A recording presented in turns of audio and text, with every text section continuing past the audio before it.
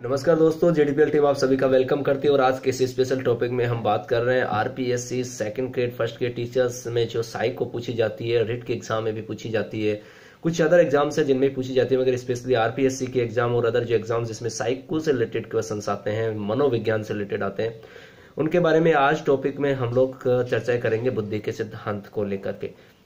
इसके हमने दो पार्ट बनाए हैं। इसमें हम लोग देखेंगे बुद्धि के सिद्धांत किस किसने दिए, अगले में हम बुद्धि के सिद्धांत में उनमें देखेंगे जैसे एक एक सिद्धांत है, तो एक एक सिद्धांत में जैसे बुद्धि हो सकती है या ऊर्जा होती है, इसका दृष्टिकोण बिने डरमन था स्टैंड ने व्यक्त किया और इसके बारे में और सारी डिटेल, इस तरह से डिटेल लेंगे हम सेकंड पार्ट में। आज इस वाले वीडियो में सिर्फ बात करेंगे बुद्धि के सिद्धांत के किसने कौन सा सिद्धांत दिया और कौन सा सूत्र है, कौन सी लब्धि मानी जाती है, 140 और इससे ऊपर होता है तो वो क्या माना जाता है, इस तरह से हम लोग चर्चाएं करने वाले हैं। तो आई होप ये वीडियो आपके लिए बेहद मददगार साबित होगा। जिन एस्पायरेंट ने हमारे यूट्यूब चैनल जेडीपीएल को सब्सक्राइब नहीं किया है, वो हमारे वीडियोज की ज्यादा से ज्यादा अपडेट का लाभ उठाने के लिए हमारे यूट्यूब चैनल जेडीपीएल को सब्सक्राइब करना ना भूलें। और साथ ही अगर ये वीडियो आपके लिए मददगार साबित होता है तो इसे लाइक करना ना भूलें, साथ ही शेयर करना ना भूलें। तो चलते हैं आज के इस इम्पोर्टेंट टॉपिक की तरफ बढ़ते हैं। और आज का जो टॉपिक है वो है बुद्धि के सिद्धांत। तो बढ़ते हैं। देखिएगा, बुद्धि सिद्धांत की बात करें तो सबसे पहले जो बिन्ने था, अल्फ्रेड बिन्ने ने 1905 में एक परीक्षण तैयार किया। प्रथम बुद्धि परीक्षण जो तैयार किया वो किसको सैरी जाता है? बिन्ने को जाता है। कब? 1905 में किया। तो बात बढ़ते हैं। सबसे पहले इस तरह के सवाल एग्जाम में आते हैं कि ये वाला सिद्धांत किसने दिया, बुद्धि का ये सिद्धांत किसने दिया। तो देखिएगा, बुद्धि के अलग अलग सिद्धांत है, हमें कुछ सिद्धांतों के बारे में यहाँ डिस्कस करेंगे।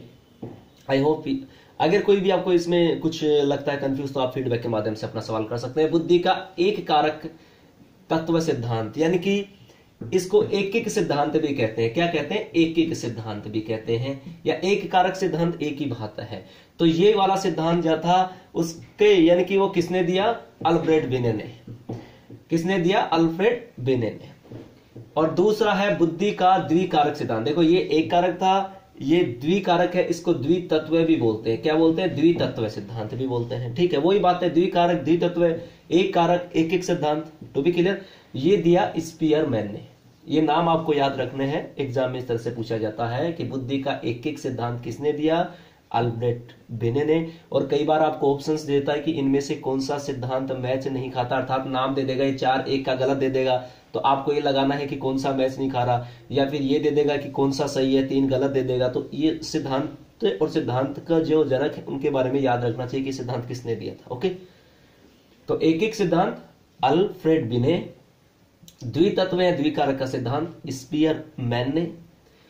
बुद्धि का बहुकारक एक एक बहुकारक किसने दिया?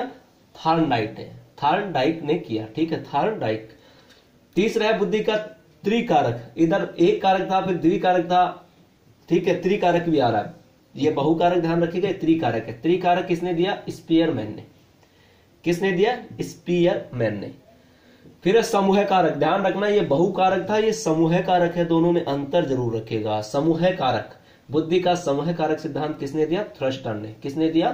थ्रस्टर ने। फिर आता है बुद्धि का त्रिआयामी, ये त्रिकारक था, ये त्रिआयामी सिद्धांत किसने दिया? गिलफोर्ड ने। किसने दिया? गिलफोर्ड ने। फिर है ब्लूम का सिद्धांत, ये तो ज्यादा रटने की जरूरत नहीं क्योंकि ब्लूम नाम आ गया और ब्लूम ने ही दिया था। क्या नाम है? ब्लूम का सिद्धांत किसने दिया? ब्लूम ने ही दिया, तो डायरेक्ट याद हो जाएगा। फिर है बुद्धि तथा बुद्धि क्षय का सिद्धांत, बुद्धि तथा बुद्धि क्षय का सिद्धांत किसने दिया? हैब ने। किसने दिया? हैब ने। राइट। अब देखिएगा, बुद्धि मापन का कार्य 1905 में सर्वप्रथम बिन्ने ने दिया, जैसा कि हमने यहां चर्चा की थी। और इन्होंने एक सूत्र प्रतिपादित किया जिसके आधार पर बुद्धि लब्धि को बनाया गया, या बुद्धि लब्धि का प्रयोग कैसे किया जाए, तो एक सूत्र बनाया गया। ये एग्जाम में पूछा जा चुका है, एक बार नहीं कई बार पूछा जा चुका है, इंपोर्टेंट है। तो है बुद्धि लब्धि बराबर, बुद्धि लब्धि बराबर क्या है? मानसिक आयु, अर्थात मानसिक आयु जो होगी उसको लिखेंगे, उसके नीचे वास्तविक आयु, मानसिक आयु बटे वास्तविक आयु, और इंटू किसे? 100, यानी कि गुना 100। मानसिक आयु ऊपर लिखेंगे, उसके ऑब्लिक यानी कि उसके नीचे क्या लिखेंगे? वास्तविक आयु, और फिर गुना 100। ये हमारा सूत्र है और आ चुका है एग्जाम में, इसलिए आपको याद रखना है। आप देखते हैं कुछ 2-4 इंपोर्टेंट परिभाषाएं कि इससे संबंधित बुद्धि के जो सिद्धांत हैं, तो इनसे संबंधित कुछ परिभाषाएं दी है कि बुद्धि क्या होती है।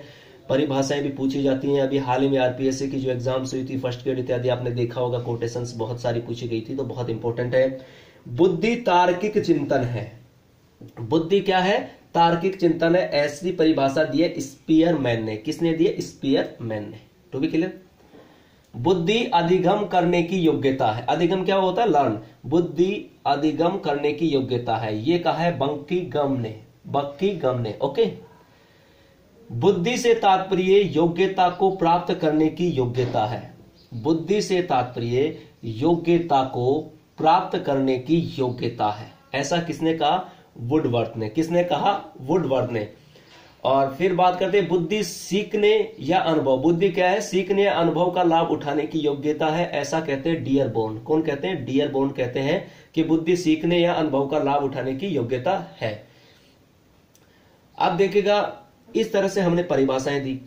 अब बात करते हैं, ये तो मेन तो थे हमारे सिद्धांत, इंपोर्टेंट। अब बात करते हैं कि कौन सी बुद्धि का व्यक्ति कौन से में माना जाता है। यानी कि टर्मन और मैरिल ने एक बुद्धि लब्धि का आधार बनाया कि इस वाला जो रहेगा, इतनी जो बुद्धि होगी जिसकी, वो ऐसे माना जाएगा जैसे अभी लिख रखा है कि भाई IQ हमारा जो बुद्धि जो है बुद्धि लब्धि होगी, जैसे 140 से ऊपर है तो हमें कौन सी कैटेगरी में रखा जाए, तो उसके बारे में डिस्कस करते हैं।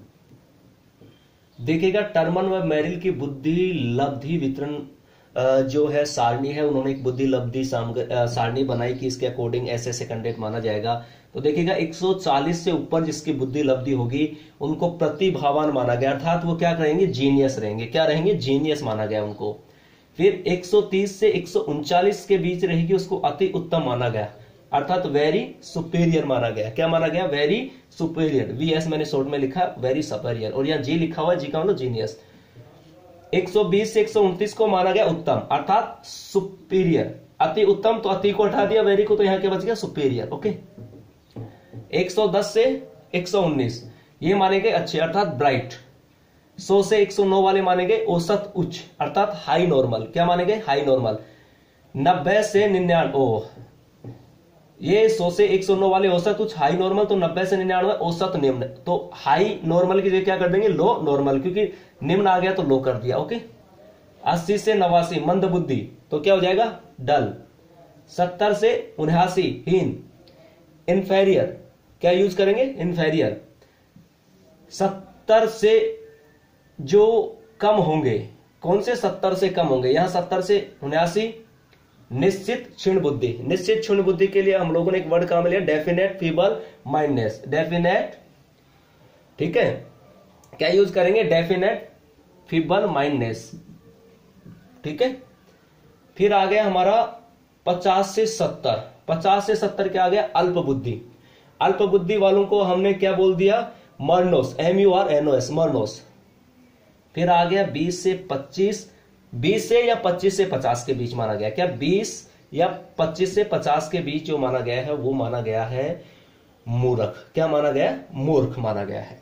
फिर आता है 20 या 25 से कम, उनसे भी जो कम होगा वो किस श्रेणी में रखे जाएंगे? महामूर्ख की श्रेणी में रखे जाते हैं। टू बी क्लियर, और उनको बोलते हैं इडियट्स। क्या बोलते हैं?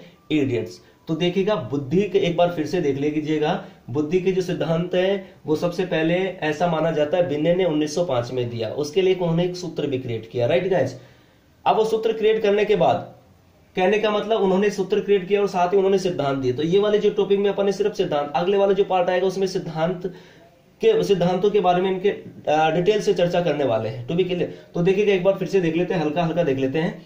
देखिएगा, सबसे पहले बुद्धि का एक कारक जो सिद्धांत था उसको अल्फ्रेड बिन्ने ने दिया, और द्विकारक जो था वो स्पीयरमैन ने दिया। एक कारक बिन्ने, द्विकारक स्पीयरमैन, बहुकारक थॉर्नडाइक, त्रिकारक स्पीयरमैन, समूह कारक थ्रस्टन, त्रिआयामी गिलफ्रेड, ब्लूम का सिद्धांत ब्लूम ने, और बुद्धि तथा बुद्धि क्षय का सिद्धांत हैब ने दिया, राइट गाइस।